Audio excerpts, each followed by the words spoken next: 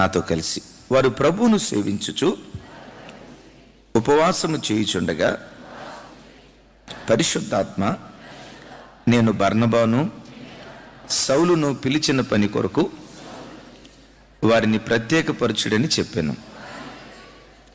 అంతట వారు ఉపవాసముండి ప్రార్థన చేసి వారి మీద చేతులుంచి వారిని పంపిరి. చూడండి, ఈ 2 వచనాల్లో రిపీటెడ్గా 2 పర్యాయాలు ఒక మాట ఉంటుంది. ఏ మాట అంటే ఉపవాసము అనే మాట. వారు ప్రభువును సేవిస్తూ ఉపవాసం ఉన్నారు. ఆ ఉపవాసంలో సౌలును బర్నబాని పిలిచిన పని కొరకు ప్రత్యేకించండి, అంటే మిషనరీలుగా పంపించండి అని పరిశుద్ధాత్ముడు చెప్పాడు. పరిశుద్ధాత్ముడు చెప్పిన వెంటనే వాళ్ళను మిషనరీలుగా పంపించకుండా వెంటనే వాళ్ళు ఏం చేశారు? మరలా ఉపవాసం ఉండి ప్రార్థన చేసి వారి మీద చేతులుంచి పంపించినట్లుగా వాక్యంలో చూస్తాం. ఆల్రెడీ వాళ్ళిద్దరిని ప్రత్యేకపరచమని పరిశుద్ధాత్ముడు ఎప్పుడు చెప్పాడు? ఉపవాసం ఉండి ప్రార్థన చేసేటప్పుడే చెప్పాడు.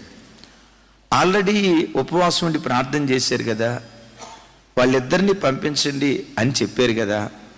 వెంటనే పంపించకుండా వీళ్ళిద్దరూ అని తెలియజేసిన తర్వాత మరలా వాళ్ళిద్దరి కోసం సంఘ బిడ్డలంతా ఉపవాసం ఉండి ప్రార్థన చేసి ఆ తర్వాత పంపించినట్లుగా పరిశుద్ధ లేఖనాల్లో చూస్తూ ఉన్నాం.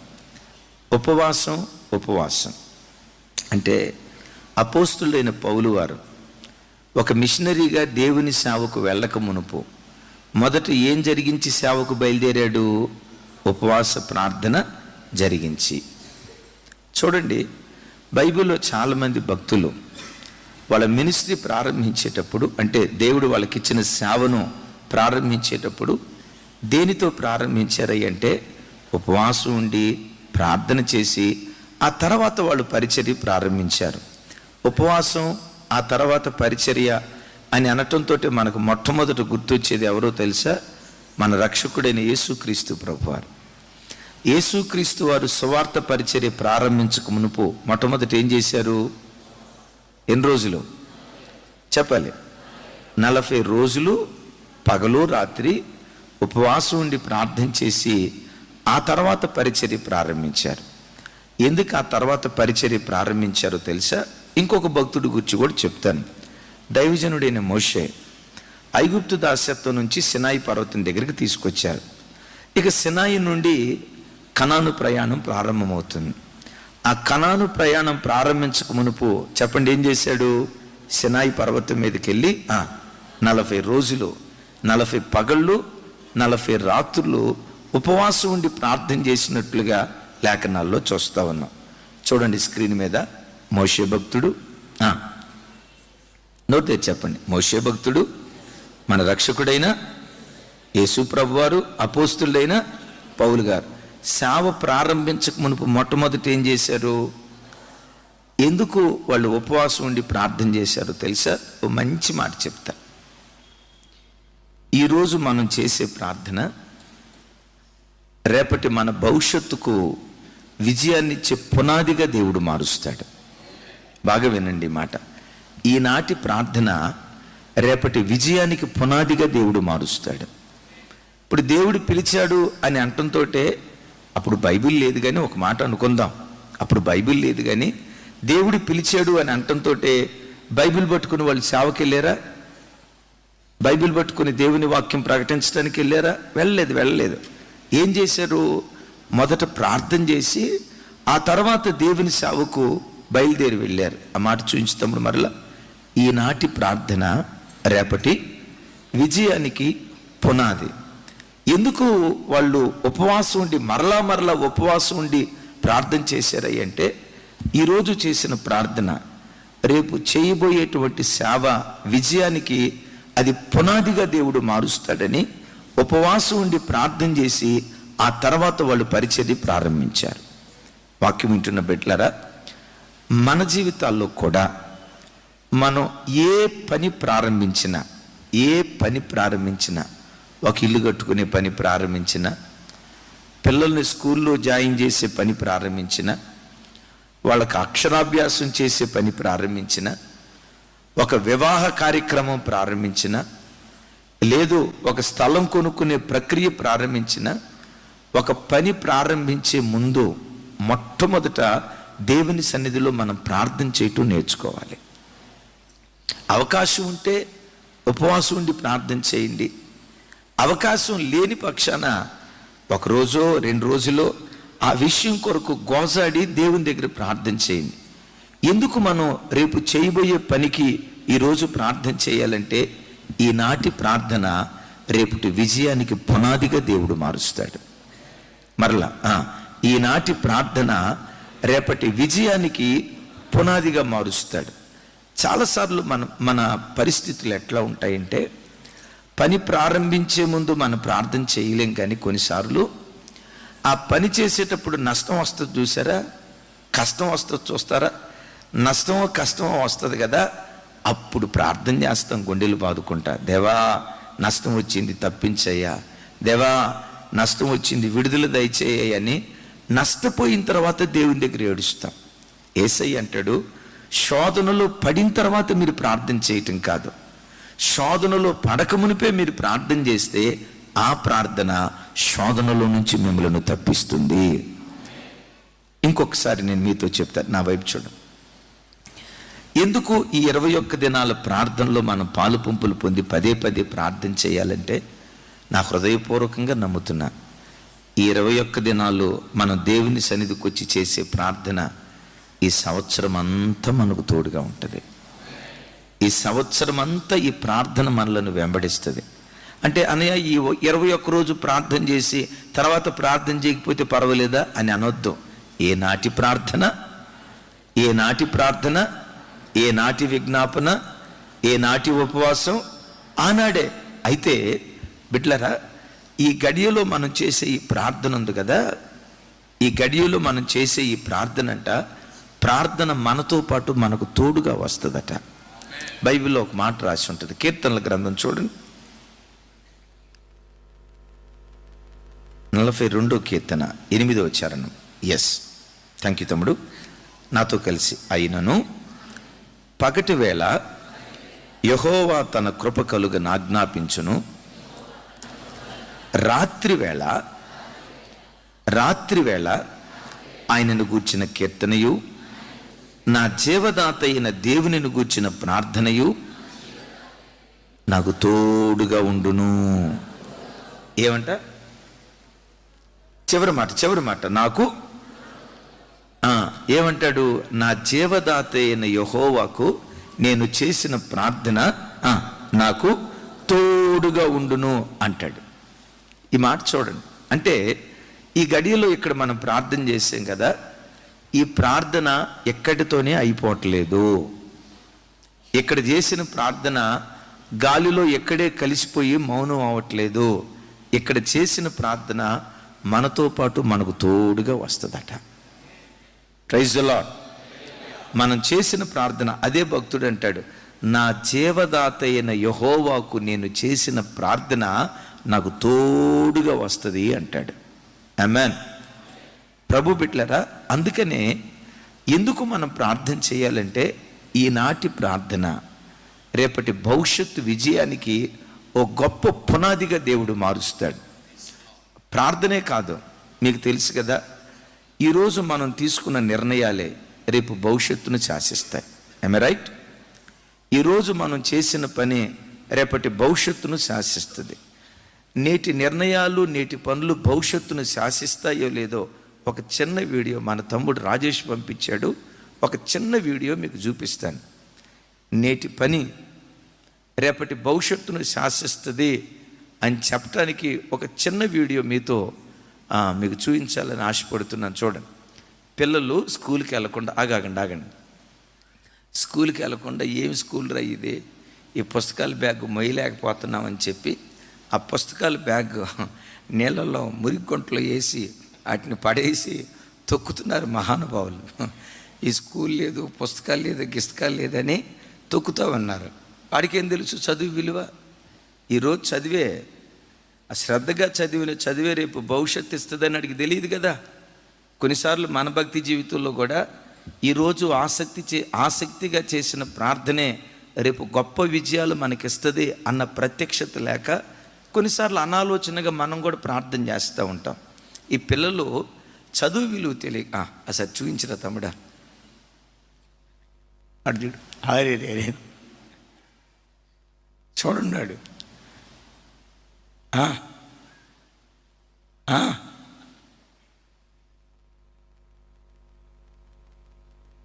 సౌండ్ వస్తుంది సౌండ్ ఇక్కడ పెట్టండి. అమ్మ విన్నారా తల్లి? ముందేం చేశారు వాళ్ళు, తర్వాత ఏ గతి పట్టింది? ఇంకోసారి చూపించుతాం. పర్లేదు, వాయిస్ పెట్టండి, ఇబ్బంది ఏమి లేదు. వాయిస్ అది కొడో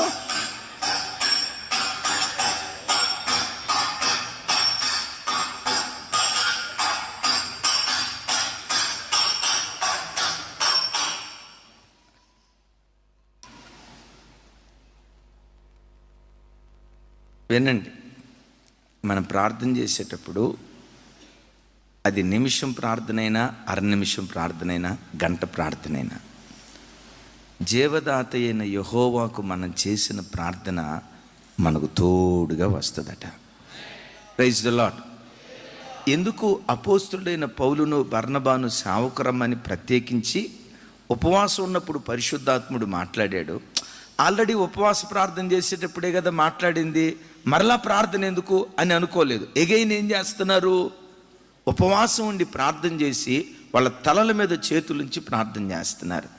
ఎందుకు మరలా ఉపవాసం ఉండి ప్రార్థన చేస్తున్నారు తెలుసా? వాళ్ళు వెళ్ళబోయే ప్రయాణాల్లో దేవుడు వాళ్ళకు కాపుదల ఇవ్వాలంటే ఇప్పుడు చేసిన ప్రార్థన రేపు వాళ్ళకు కాపుదల ఇవ్వబోతుంది. నిలవబడిన చోట శక్తివంతంగా వాక్యం ప్రకటించాలంటే ఇక్కడ చేసిన ప్రార్థన వాళ్ళకు వాక్శక్తిని దయచేస్తుంది. ఎదురయ్యే ప్రతి శోధనను తట్టుకొని వాళ్ళు నిలవబడి దేవుని సేవ చేయాలంటే ఇప్పుడు చేసిన ప్రార్థన రాబోయే కాలంలో వాళ్ళను బలపరుస్తూ ఉంటుంది. హల్లెలూయా. అందుకనే వాళ్ళు రాబోయే కాలంలో ఒక విజయవంతమైన సేవ చేయటానికి ఇప్పుడు ఏం చేస్తున్నారు? ఉపవాసం ఉండి ప్రార్థన చేసిన తర్వాత పంపిస్తున్నారు. బిడ్డలారా, మీరు ఇంట్లో నుంచి డ్యూటీకి వెళ్ళేటప్పుడు కానీ, బజార్కి వెళ్ళేటప్పుడు కానీ, బయటికి వెళ్ళేటప్పుడు కానీ ఒక చిన్న ప్రార్థన ఇంట్లో చేసుకొని ఆ తర్వాత బయలుదేరండి. ఎందుకో తెలుసా? ఒక చిన్న ప్రార్థన చావుగోతిలో నుండి సజీవులుగా మనల్ని లేవనెత్తుతుంది. డ్యూటీ టైం అయిపోయిందని అడావుడిగా పరిగెత్తొద్దు. పిల్లలకి స్కూల్కు టైం అవుతుందని అడావుడిగా పంపించొద్దు. స్కూల్కు పంపించేటప్పుడు ఒక్క క్షణం వాళ్ళని దగ్గరికి తీసుకొని, నాయనా, నా బిడ్డల మీద ఏ దుష్టుడి కన్ను పడకూడదు. నా పిల్లలు యవ్వన వయసుకు వచ్చారు, నా పిల్లలు పవిత్రంగా బ్రతకాలని వాళ్ళు అనుకున్న చుట్టూతో ఉన్న ప్రజలు చెడగొట్టి ప్రజలుగా ఉన్నారు. ఏ దుష్టుని కన్ను నా కుమార్తె మీద పడకూడదు, ఏ దుష్టురాలి కన్ను నా కొడుకు మీద పడకూడదు, ప్రయాణాల్లో ఏ కీడు కలగకుండా కాపాడు అని ఒక చిన్న ప్రార్థన చేస్తే ఆ చిన్న ప్రార్థన చావుగోతిలో నుంచి మనలను లేవనెత్తుతుంది. ఇప్పుడు ఇంట్లో నుంచి బయలుదేరేటప్పుడు ఒక చిన్న ప్రార్థన, బయలుదేరేటప్పుడు ఎంతసేపు ప్రార్థన చేస్తాం? ఒక అర నిమిషం. ఆ నిమిషం ప్రార్థన 12 గంటలు డ్యూటీలో కాపాడి మరలా తిరిగి ఇంటికి వచ్చే వరకు కూడా, అంటే ఆ చిన్న ప్రార్థన 14 గంటలు మనకు కాపుదలిస్తుంది. చెప్దాం ఆమేన్. ఎన్ని గంటలు అంటే ఇప్పుడు చూడండి, అపోస్తులైన పౌలు వారు, బర్నబా గారు, అలాగే జాన్ మార్క్, వీరు కాలినడక మీద ప్రయాణమే వెళ్తున్నారు, సముద్రంలో ప్రయాణమే వెళ్తున్నారు. ఈ రోజుల్లో ఉన్నట్లుగా ఆ రోజుల్లో సముద్ర ప్రయాణం అంటే మంచి అనుకూలంగా ఉన్న ఓడలో వాళ్ళు ప్రయాణమై వెళ్ళేవాళ్ళ. అడుగడుగున మరణ భయం, ఎక్కడ ఓడ బ్రద్దలైపోద్దో, ఎక్కడ ప్రాణాపాయపు స్థితి వస్తుందో, ఆ అలలు కెరటాలు వీళ్ళు ఎక్కడిని మింగేస్తాయోనని కీడులో నుంచి వాళ్ళు తప్పించబడినట్లు, చేసే ప్రయాణాల్లో వాళ్ళకు కాపుదలు ఇచ్చినట్లుగా ఇప్పుడు ప్రార్థన చేశారు. వాళ్ళు చేసిన ఆ ప్రార్థన వాళ్ళకు తోడుగా ఉండటాన్ని బట్టే ఎక్కడ ఏ కీడు కలగకుండా ఆ ప్రార్థనే వాళ్ళకు కాపుదలిచ్చింది. చెప్తాం గట్టిగా, ఆమెన్. మరొకసారి ఆమెన్. ఆ ప్రార్థన ఏం చేసింది చెప్పండి? ఆ ప్రార్థనే వాళ్ళకు కాపుదలు ఇచ్చింది. ఈ 21 దినాల్లో మనం అందరం చేసే ఈ ప్రార్థనలో మన సంఘ బిడ్డలందరికీ రాబో సంవత్సరం అంతా కాపుదలిచ్చునుగాక. సేవకులు చేసే ప్రయాణాల్లో కాపుదలిచ్చునుగాక. ప్రయాణమై వెళ్ళే ప్రతి చోట భద్రత ఇచ్చునుగాక. ఈరోజు చేసిన ప్రార్థన రేపటి ప్రయాణానికి కాపుదలిస్తుంది. ఈ ప్రార్థన పౌలు వారిని కాపాడిందో లేదో పౌలు వారి మాటలోనే చూద్దాం. చూడండి, కొరింథీయులకు రాసిన 2వ పత్రిక 9-10 వచనాలు నాతో కలిసి. మరియు మృతులను లేపు దేవుని యందే గాని మా యందే మేము నమ్మిక ఎంచుకుంటున్నట్లు మరణమగుదుమను నిశ్చయత మా మట్టుకు మాకు కలిగెను. 10. ఆయన అట్టి గొప్ప మరణము నుండి మమ్ములను తప్పించెను, ఇక ముందును తప్పించును. మరియు మా కొరకు ప్రార్థన చేయుట వలన మీరు కూడా సహాయము చేయుచుండగా ఆయన ఇక ముందుకును మమ్మను తప్పించునని ఆయన యందు నిరీక్షణ గలవారమై ఉన్నాము. చప్పట్లు కొడితే యేసయ్యకు స్తోత్రాలు చెప్దాం గట్టిగా. ఒకానొక పర్యాయం అపోస్తులుడైన పౌలు వారు మధ్యధరా సముద్రంలో ప్రయాణమై వెళ్ళేటప్పుడు 14 రోజుల పాటు అసలు సూర్యుడి ముఖం చూడలేదు. బ్రతుకుతామనే ఆశ వాళ్ళకు లేదు. ఓడ కూడా బ్రద్దలైపోయింది. ఇక చనిపోయాము అని అనుకున్నాం. దేవుడు బ్రతికిస్తే తప్ప మేము బ్రతుకుతాము అని చెప్పుకోవటానికి ఆధారం లేదు అంటాడు. అలాంటి ఆపదలో నుంచి దేవుడు మమ్మల్ని తప్పించాడు. కొరింథీ సంఘస్థులారా, ఎందుకు తప్పించాడో తెలుసా? మీరు ప్రార్థన చేయుచుండగా, ప్రార్థన చేస్తూ మాకు సహాయం చేశారు. మీ ప్రార్థన మూలంగా దేవుడు తప్పించాడు. ఇక ముందుకును తప్పించునని నిరీక్షణ గలవారమై ఈ మాటలు మీకు రాస్తున్నాము అంటాడు.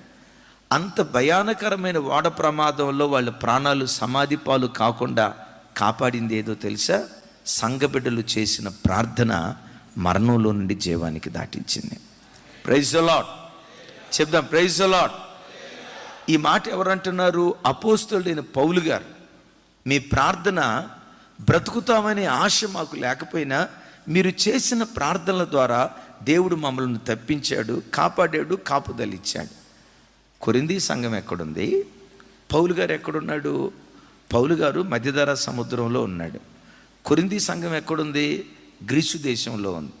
ఎక్కడో గ్రీసు దేశంలో ఉండి గ్రీసు దేశస్థులు కొరింథియన్స్ ప్రార్థన చేస్తూ ఉంటే మధ్యధరా సముద్రంలో ఉన్న పౌలు గారిని ఎక్కడో ఉండి చేసే ప్రార్థన కాపుదలిచ్చింది. ఆమేన్. మోషే ఎక్కడున్నాడు? పర్వతం మీద ఉన్నాడు. జయం ఎక్కడ కలిగింది? యుద్ధ భూమిలో కలిగింది. ఈ మాటకున్న అర్థం ఏంటంటే, అమ్మా, మనం ఇంటిలో ఉండి ప్రార్థన చేస్తే 100 కిలోమీటర్ల దూరంలో ఉన్న మన పిల్లలను కూడా ఆ ప్రార్థన కాపాడగలుగుతుంది. 100 కాదు, 1000 కిలోమీటర్ల దూరంలో ఆ వ్యక్తులు ఉన్నా, 1000 కిలోమీటర్లు కాదు, భూమి కొనల దగ్గర వాళ్ళు ఉన్నా, ఎక్కడుండి మనం చేసే ప్రార్థన భూమి కొనల దగ్గర ఉన్న వ్యక్తిని కూడా కాపాడగలుగుతుంది. Praise the lord. అంత వేగంగా ఆ స్థలానికి దూసుకుని వెళ్ళి కాపాడగలిగే శక్తి దేనికి ఉందాయి అంటే, ఇప్పుడు చెప్పండి, ప్రార్థన రాకెట్ కంటే స్పీడ్గా వెళ్తుంది. ఆమెన్.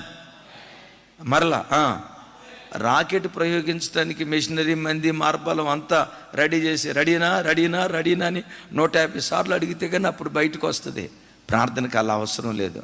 నువ్వు మోకరించిన మరుక్షణమే రాకెట్ కంటే వాయువేగంగా భూమి కొనల యొద్దకు వెళ్ళి అది కార్యం చేయగలదు. ఈనాటి ప్రార్థన రేపటి కాపుదలకు నీకు కారణమవుతుంది. ఈ ఉదయకాలపు విజ్ఞాపన, అరుణోదయపు ప్రార్థన ఆ దినమంతా దేవుని రెక్కల చాటున భద్రపరచబడటానికి కారణమవుతుంది. అందుకని యేసయ్య అంటారు కదా, శోధనలో మీరు ప్రవేశించకుండా ఉండునట్లు మెలకువగా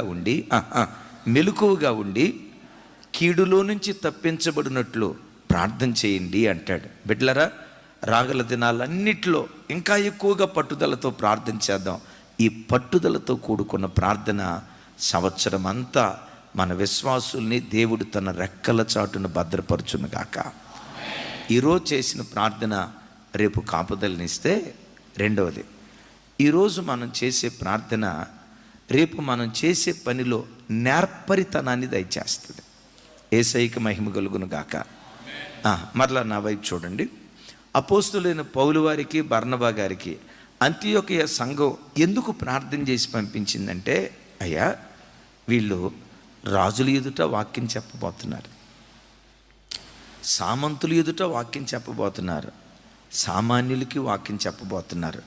వాక్యం చెప్పేటప్పుడు ప్రజలందరికీ అర్థమయ్యేటట్లుగా పరిశుద్ధాత్ముడా వీళ్ళ నాలుకను బలపరచయ్యా, వీళ్ళ నోటు నుంచి వచ్చే ప్రతి మాట ప్రజలందరికీ అర్థం కావాలయ్యా, ప్రజలందరూ గ్రహించగలిగేటట్లుగా నేర్పుగా వాక్యం ప్రకటించాలయ్యా, ప్రజలందరికీ చేరువయ్యేటట్లుగా నైపుణ్యంతో దేవుని వాక్యం ప్రకటించేటట్లుగా వీళ్ళను బలపరచయ్యని ఈరోజు వాళ్ళు చేసిన ప్రార్థన వాక్య ప్రకటనలో వారికి నేర్పరితనాన్ని దయచేసింది.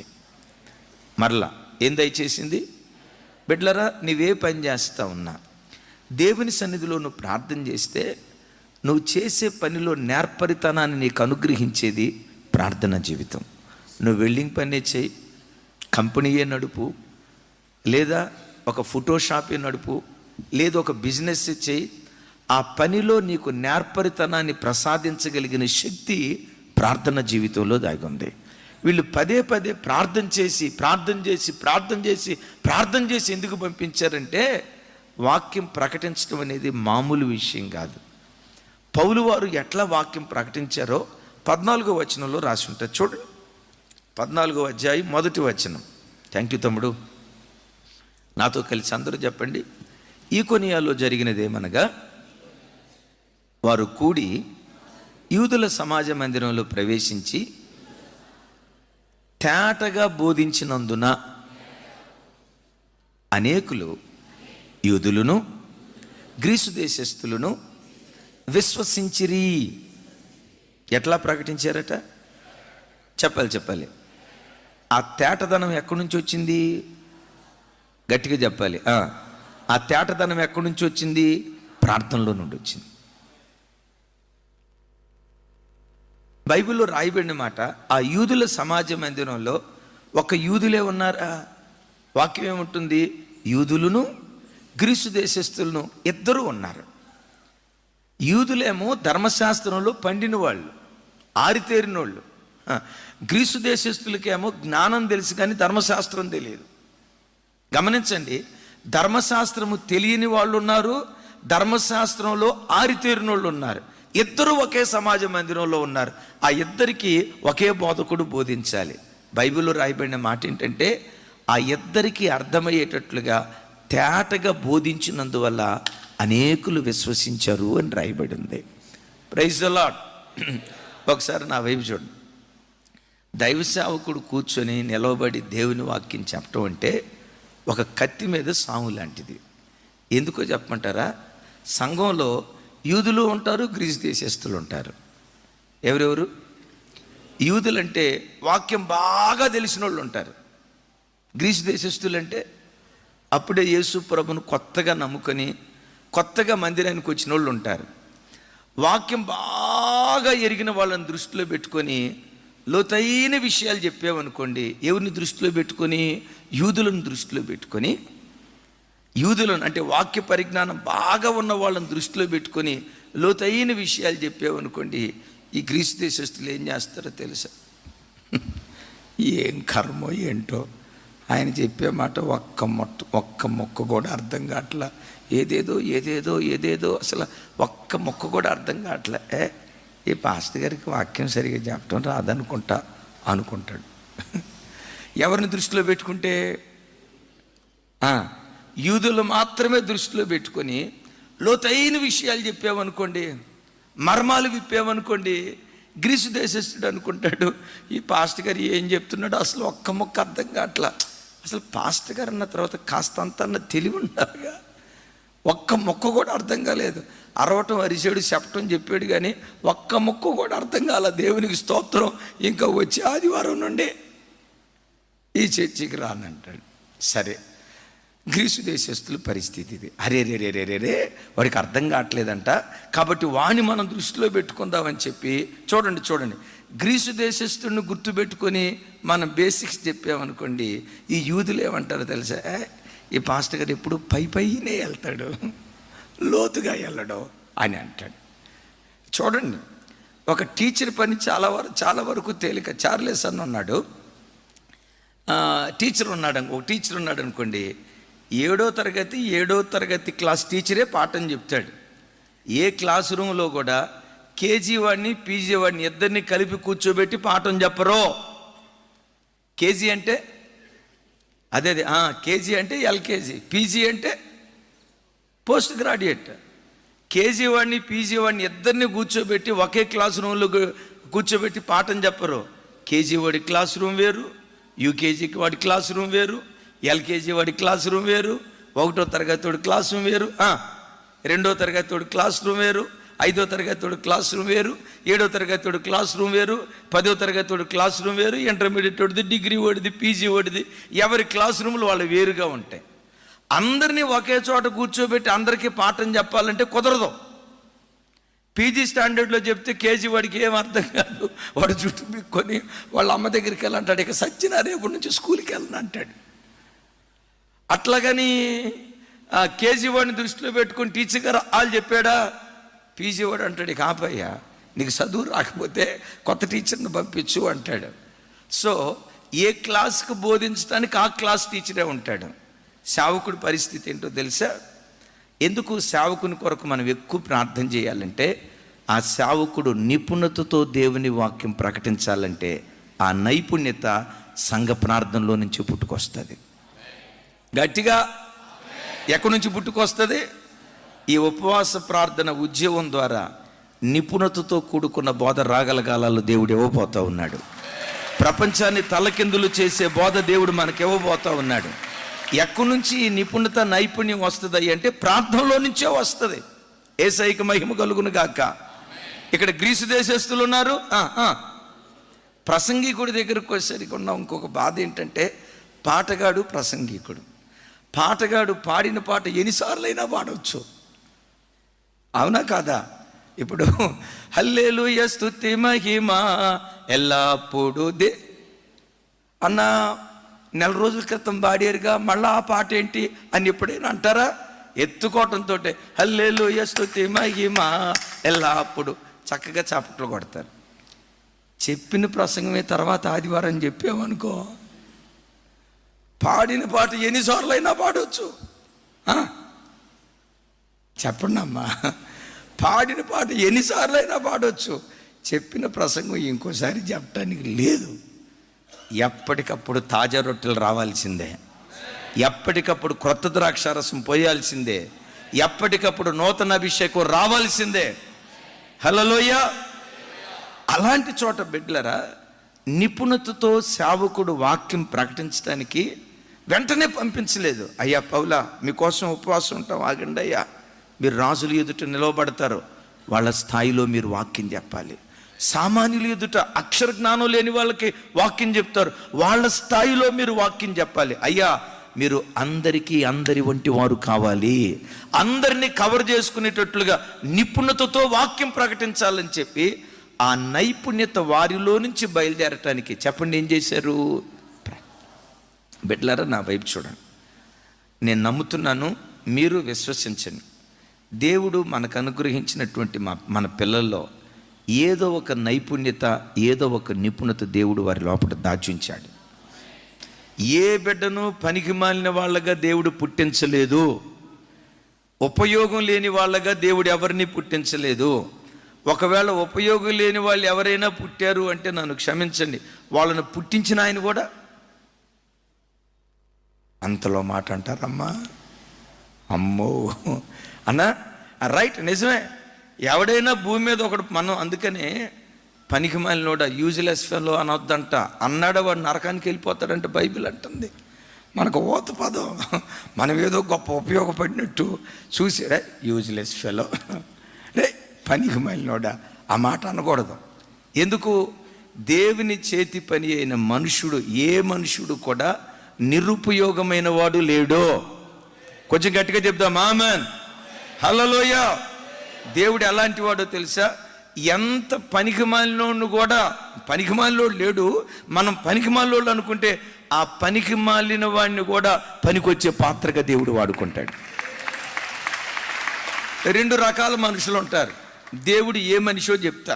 ఇప్పుడు మన చేతిలో ఒక గాజు గ్లాసు పగిలిపోయింది. పగిలిపోవటంతో అదేమైపోద్ది? ముక్కలు ముక్కలు అయిపోద్ది. వెంటనే మనం ఏం చేస్తాం? అమ్మ ఆ గాజు ముక్కలను తీసుకెళ్ళి అద్దంలో పెట్టి నా గాజు గ్లాసే అని దాని వైపు చూస్తావా? ఏం చేస్తాం? వెంటనే వాటిని తీసుకుని వెళ్ళి దెబ్బలో బారేస్తాం. పగిలిపోయిందని ఒకటి దెబ్బలో బారేస్తాడు, ఇంకొకటి ఏం చేస్తాడో తెలుసా? ఆ దెబ్బలో పగిలిపోయిన గాజు పెంకులను తీసుకుని వెళ్ళి దొంగలు రాకుండా గోడ మీద అంటిస్తాడు. ఆ రెండో వాడే మనం ఆరాధించే దేవుడు. నువ్వెంత పనికి మాలినోడు అని ప్రజలన్నా నిన్ను పనికొచ్చే పనిముట్టుగా దేవుడు వాడుకుంటాడు. ఇది పగిలిపోయిన పాత్ర, దీనికి విలువ లేదు, ఇది యూజ్లెస్, ఇది పగిలిపోయిన గాజు పాత్ర అని అంటే నా దేవుడు ఏం చేస్తాడో తెలుసా? ఆ పగిలిపోయిన గాజు పెంకుల్ని తీసుకొచ్చి దొంగలు రాకుండా కాపుదల, ఒక ఇంటికి కాపుదలనిచ్చే ఒక అద్భుతమైన వస్తువుగా మారుస్తాడు. ఒకప్పుడు చెత్త, ఈ పేడ, ఈ చెత్త ఉంది కదా, చెత్తను బయటపడేసేవాళ్ళు. అసలు దానికి పెట్టబడిన పేరేంటి చెప్పే కదా? చెత్త అంటే వాట్ డస్ ఇట్ మీన్? దాని అర్థం ఏంటి? ఎందుకు పనికిరాదు అని అర్థం. మనిషి ఏం చేశాడో తెలుసా? ఇది చెత్త అని బయటపడేస్తే ఆ చెత్తలో నుండే విద్యుత్ శక్తిని పుట్టించాడు. ఇది చెత్త అని ప్రజలు పడేస్తే ఇంకొక వ్యక్తి ఆ చెత్తలో నుండి విద్యుత్ శక్తి పుట్టించాడు. నీవు ఆరాధించే నీ దేవుడు ఎవరో తెలుసా? ఆ రెండో వ్యక్తి. చెత్త అని పిలువబడిన నిన్నే ఒక శక్తిమంతుడిగా దేవుడు మారుస్తాడు. బిడ్డలారా, మన పిల్లల్లో ఎవ్వరూ నిపుణత లేని వారు లేరు. ఎందుకో తెలుసా? అమ్మా, నువ్వు గర్భంతో ఉన్నప్పుడు కడుపులో ఉన్న బిడ్డ కొరకు ఏడ్చావు, ప్రార్థన చేసావు, ఏదో ఒక నిపుణత వాళ్ళ లోపల దేవుడు ఉంచాడు. అయితే నేను మీతో చెప్పే మాట ఏంటో తెలుసా? వారిలో ఉన్న ప్రతిభ బయటకు రావాలంటే, వాళ్ళల్లో ఉన్న నిపుణతను బయటకు తీసుకొచ్చేది నీవు చేసేటువంటి ప్రార్థన, దేవుని సన్నిధిలో నువ్వు కార్చేటువంటి కన్నీళ్ళు. మన సంఘంలో మనం అందరం చేసే ఆ ప్రార్థన ఒక్కొక్క బిడ్డలో దాగి ఉన్న నిపుణతను నా దేవుడు వెలికి తీయునుగాక. చప్పలు కొడుతూ ప్రభుకి స్తోత్రాలు చెప్దాం. ఎందుకు నిపుణత, ఎందుకు నైపుణ్యం అంటే, సామెతల్లో ఒక మాట రాసింది, పనిలో నిపుణత కలిగిన వానిని చూచితివా, అల్పునైన వారి ఎదుటే కాదు, వాడు రాజుల ఎదుటే నిలుచును. గట్టిగానండి. పనిలో నిపుణత కలిగిన వాడు ఎక్కడ నిలుస్తాడట? కొంచెం గట్టిగా. ఆ నిపుణతను బయటికి తీసుకొచ్చేది ఏది? అయ్యా, వీళ్ళు నీ పని కొరకు ప్రత్యేకించబడిన వారు అని నువ్వు అన్నావు కదా, అంటే నీ పని చేసే తలాంతు వీళ్ళ లోపటుంది, ఆ ప్రతిభ వీళ్ళ లోపటుంది. వీళ్ళ లోపటున్న ప్రతిభ బయటికి రావాలని సంఘ బిడ్డలు చేసిన ప్రార్థన, వారిలో దాగి ఉన్న ప్రతిభను దేవుడు బయటికి తీసుకొచ్చాడు. బిడ్డలారా, ఈ 21 దినాల మన ఉపవాస ప్రార్థన ద్వారా దేవుడు మనకిచ్చిన సేవకులు తమ్ముళ్ళో, అన్నల్లో, చెల్లెల్లో ఎవరెవరి లోపల దేవుడు ఏ కృపావరాలు దాచిపెట్టి ఉంచాడో, ఏ ప్రతిభను దాచిపెట్టి ఉంచాడో, ఏ మహిమ కొరకు వాళ్ళను వాడుకోవాలని దేవుడు ఉద్దేశించాడో, మనందరి ప్రార్థన ద్వారా వారిలో దాగి ఉన్న నిపుణత దేవుడు బయటకు తీసుకొచ్చును గాక. బలవంతుని చేతిలో బాణాలుగా నా దేవుడు తన మహిమ కొరకు వాడుకొనును గాక.